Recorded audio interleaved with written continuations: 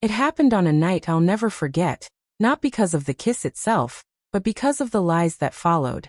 Emma had invited me to a charity event hosted by her company, a glamorous evening with music, champagne, and people in tailored suits making small talk under the chandeliers.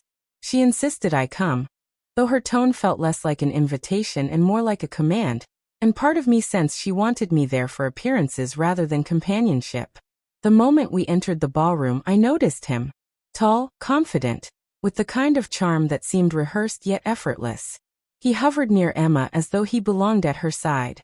I assumed he was a colleague, maybe a boss, but the way his eyes lingered on her made something deep inside me tighten. I tried to brush it off. I told myself I was being paranoid, insecure. After all, Emma had reassured me time and again that there was nothing to worry about. That late nights at the office were just part of the job. That her phone buzzing at odd hours was just clients. I wanted to believe her. I needed to. But then, in the middle of that crowded room, under the watchful eyes of strangers, he leaned down and kissed her. Not a polite peck, not a slip of misjudgment, but a lingering kiss full of familiarity. And she didn't pull away. The world seemed to go silent. My glass nearly slipped from my hand as I stood frozen, staring at the two of them. Conversations around us carried on, laughter echoed, music played, but in that moment, all I could hear was the shattering of something inside me. Emma's eyes darted to mine when she finally pulled back, panic flashing across her face.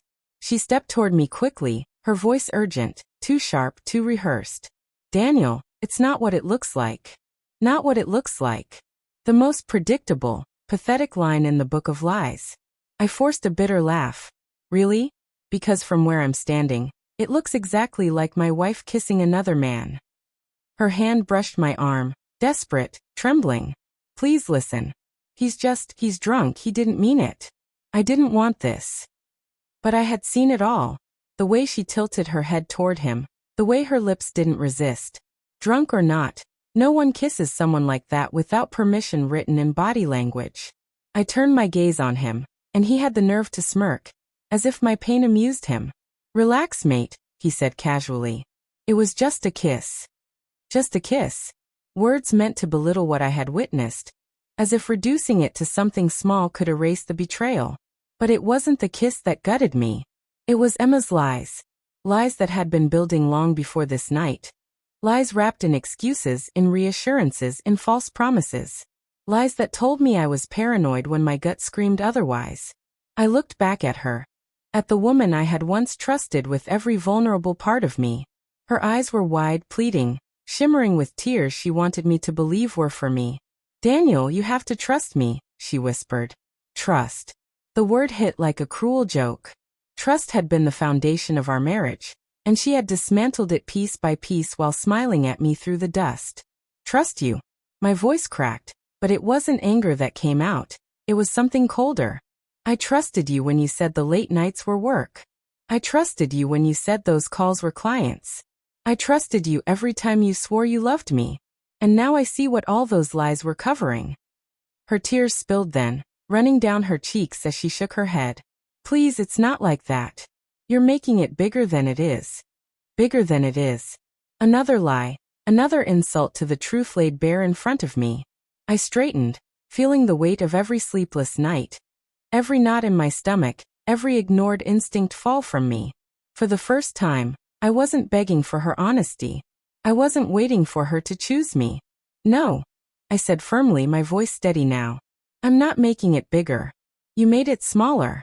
You tried to shrink the truth into something you could hide. But lies don't stay small forever. They grow, Emma. They grow until they choke everything good around them. And tonight, I finally see it clearly. The man beside her chuckled under his breath, but I didn't give him another glance. He wasn't the problem. He was just the symptom. She was the disease, the lies, the betrayal, the choices she made. I turned to walk away, leaving her calling my name, reaching out with words that no longer had any meaning. For once, I didn't stop, didn't turn back, didn't allow her lies to reel me in again. Outside, the night air was cool, fresh, real. Unlike her words, unlike the charade she had built around me. Yes, she had betrayed me with a kiss. But what truly destroyed us wasn't the kiss. It was the endless, suffocating lies that came after. The lies that hurt far more than the betrayal itself. And as I walked into the darkness, I knew one thing with absolute clarity. I'd rather live in pain from the truth than suffocate under her lies.